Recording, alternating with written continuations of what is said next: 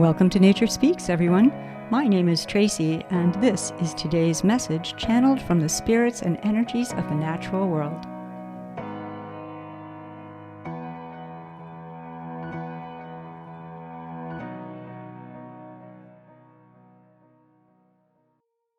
Today, I have an invitation and high guidance coming to us from the great spirit of electricity. So they step forward, and if you've ever been dating someone, they go, I like dating you, but I'm not interested in being exclusive. It's kind of what the energy of electricity is saying. They go, we acknowledge that this is a time when we're having more of an intimate relation with each other, and yet we have and invite you, encourage you, knock on other doors of other resources of potential, as we are finite in our ability to serve the requirements of your need state as a species.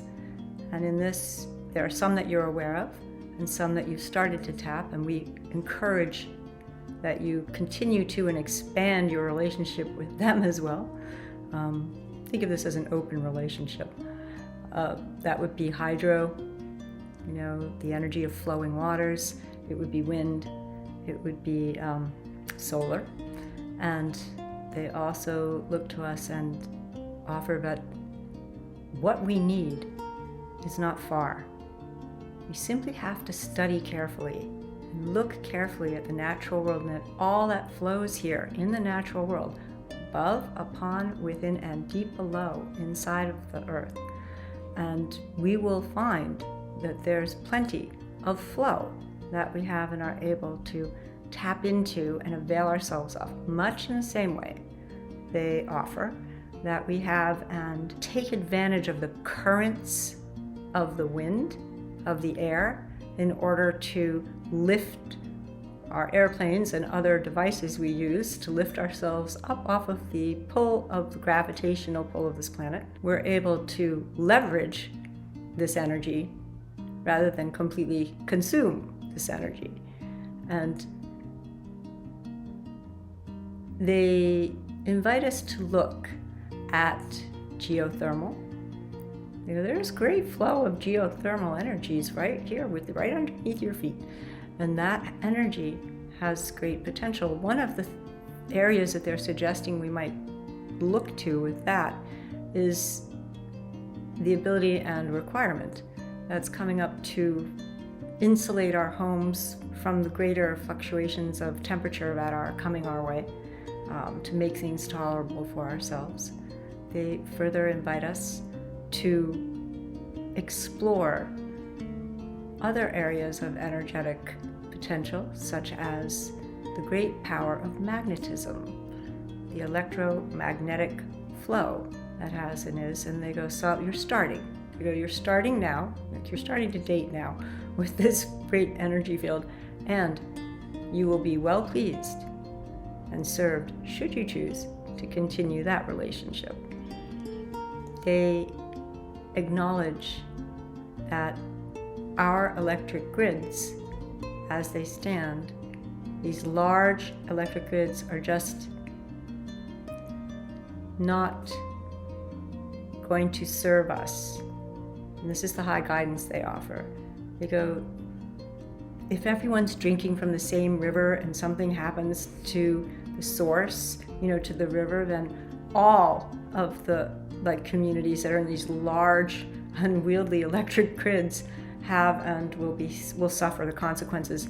So they highly recommend that we actually divvy up and break down into smaller quadrants, serving also independently, so they can be independently sourced. And this is something that they say we will be really pleased that we implemented in a timely and efficient fashion, and not necessarily for the reason that we're having to implement it, which is the shifting of the climate, yet for that which is the benefit of breaking out into smaller parts, smaller grids, the available energy for various communities, and to have them also be independently sourced.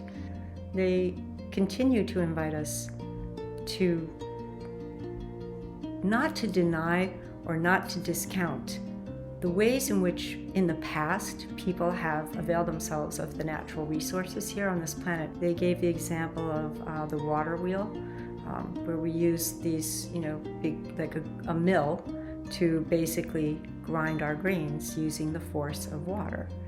And they invite us to really see how we can take advantage of that discovery and apply it, as we are in some aspects already, with all the other aspects of energy that we have and are looking to harness. They keep saying that we don't have to look far, just have to look carefully, and we will be able to discover all that we need to be able to support ourselves in the shifting of our relationship from one that's causing a toxic imbalance to one that has and is a respectful, honoring, and loving relationship with the part of ourselves, our species, that is a part of this greater organism of life here. They also observe that there are some of us who are very resistant to this. And the image that they gave was a vessel, a small vessel, where those who are sitting in the vessel are there with their eyes squeezed shut, and they're being carried swiftly over these great and crashing waterfalls, and they just aren't, they're refusing to look. And they go, this is how we perceive what's happening when there are those of your species who are just simply in denial and or refusing to accept what is a requirement now. And we're speaking of the waterfall of stasis, of inaction that is required.